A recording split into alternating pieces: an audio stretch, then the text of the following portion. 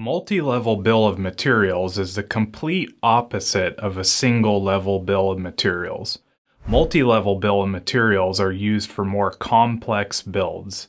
These types of bills of material include components and sub-assemblies.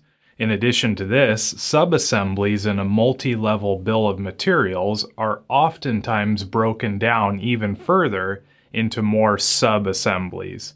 In these types of bills of material, the bill or document must show each item number and the parent it is associated with.